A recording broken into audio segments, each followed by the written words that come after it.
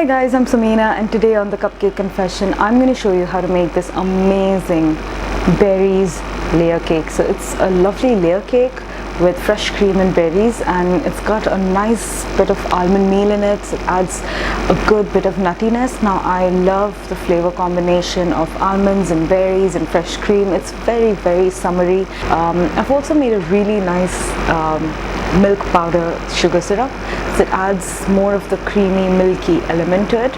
It's got a nice hint of almond nuttiness, and then that nuttiness from the almonds is countered beautifully with the freshness and fresh elements from the blueberries and the strawberries. Hope you make this layer cake, and here's how you do it. So the first thing we're going to start working on is our cake sponges. So mix your butter and sugar and make sure that you beat it for at least 5 minutes on medium speed till it goes really pale and fluffy. Once it has gone from a rich gold into a pale white color, you're going to add the eggs, and while you're doing that, you will ensure that you mix the batter really well between each addition. At this point, you would also want to preheat your oven to 160 degrees Celsius. Once you've added all the eggs, I have milk and vanilla extract with me in this bowl, and I'm going to add that to the batter. Give it a good mix on medium to medium high speed. Whip the eggs to incorporate as much air as I can. Once I have reached that stage, about 2 to 3 minutes later, I'm going to add my almond meal on a medium low speed. I'm just going to mix this till it comes together. After that has happened, now it's time to add the dry ingredient. So we have our all-purpose flour and baking powder, which we will sift into the batter. Now the key to making a really good cake is to know when to stop mixing the batter so as to not develop the gluten. So once you've sifted all the flour in, you're going to mix it on low speed till it just comes together. When you see that a nice thick batter has formed, you're going to stop. But before you do that, you will also ensure that you scrape the sides of the bowl to get all of the dough and all of the other ingredients mixed uniformly. Once you've done that, I have two 5-inch cake tins that I have greased very generously and lined the bottoms with parchment paper. Try to distribute the cake batter as evenly as possible. I like to use 1 scoop at a time in each cake tin. This ensures that it's very much uniform. Once I have added all the batter in both the cake tins, I'm also going to use my spatula to make the surface of the cake as even as I can. This ensures an even bake and that it's leveled beautifully as well. These will now go into the oven at 160 degrees Celsius for about 30 to 35 minutes, and you know they are done when a skewer inserted in the center comes out clean. While the cakes are baking, we are going to make our sugar syrup. So here I have sugar and water, and I'm just going to boil it for about 3 to 4 minutes. Once that has happened, I'm going to transfer it to a bowl and add my vanilla extract, and then comes the magic ingredient, milk powder.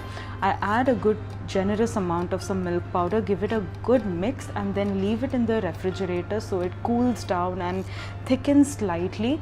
Once the cakes are out of the oven, you're going to let them sit in the mold for about 20 minutes. Then you're going to transfer them to a wire rack to cool completely. While the cakes are still slightly warm, I like to add my milk sugar syrup to them, so it just gets a bit moist and it helps the cake absorb all the delicious syrupy goodness. But after you've done that, I would recommend that you chill the cake layers, preferably overnight, because they need to be really cool before you add your frosting. Because if you add your frosting to a warm cake, it's just all going to melt into a mess. So while your cakes are chilling, you're going to make your frosting. So I have really heavy cream and caster sugar whipping on a medium high to high speed for approximately 7 to 8 minutes. They should be fairly stiff, like so. Like when you swirl the whisk in it, it should retain its shape. Once the cakes have chilled fairly for a long time, you're going to take it out, and with a cake leveler or a serrated knife, you're going to take the tops off. And I like to use a leveler because it ensures that the cakes are leveled every time without me having to stress over the shape or the level of the cake. Once I've taken the tops off, I'm going to add some more of that milk sugar syrup. This adds an incredible amount of moisture and a delicious flavor to your cake, so you do not miss this step. You have to follow this because this is a complete game changer for my cake, I feel, in this recipe at least. So once you have added the sugar syrup, it's time to assemble the cake. You're just going to take a little bit of the frosting, put it on the cake plate so that your cake does not slide off. You put your first layer, and then you're going to add 3 to 4 generous dollops of your whipped cream. Now you don't have to be very specific because this is a very rustic looking cake, so you're just going to add a good bit of the whipped cream, give it a good spread it out, and then add your berries. So I have used sliced strawberries, blueberries. I really wanted to use raspberries, but I couldn't get my hands on them, but if you do, please add them as well. You're then going to add the second layer. I like to flip it over so the bottom of the cake becomes the top. You're now going to add another generous 3 to 4 dollops, like large dollops of whipped cream on the surface of the cake. And then this is just basically you trying to spread it out and then get the cream not just on the tops but also along the sides. I like to use the naked frosting technique, so I am not going to crumb coat this, chill it in the refrigerator and add the icing again. This will basically just be the crumb coat stage that I will refrigerate and use it as is. So what I like to do is just roughly spread the icing along the sides, but it's still really uneven and not very pleasant looking. So I'm going to use my cake scraper. I'm going to take my cake scraper, I'm going to hold it steady like so, and I'm just going to turn my cake table so that it just gets a good scraping and it looks even when it's frosted. Now I just want the cake to have a bit unevenness, so I'm going to add patches of the whipped cream and then follow the same process of frosting or cake scrape, using a cake scraper to frost the cake and even it out. As you can see, it's important to clear out the messy table with some damp cloth.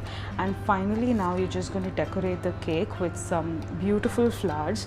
This is totally optional, but because I was going for the whole rustic look, I decided to add some flowers and some berries and just do it the way I felt would be a nice way to go.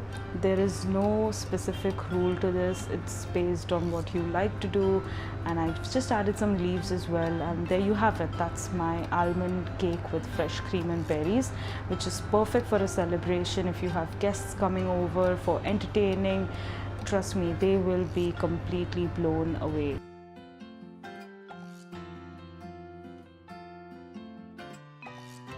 So that's it, guys. This was the almond cake with fresh cream and berries. It's super easy to make, and I think it would be such a showstopper if you have guests coming over, if you're entertaining, or if you're just making it for your family and friends. I've made any of my recipes so far, don't forget to tag them using my Instagram handle at the Cupcake Confession, and also use the hashtag the Cupcake Confession. I would love to see your baking creations. Don't forget to subscribe as well so you can stay updated with all the new recipes that I upload every Tuesday and Thursday. So until I see you next time again, bye.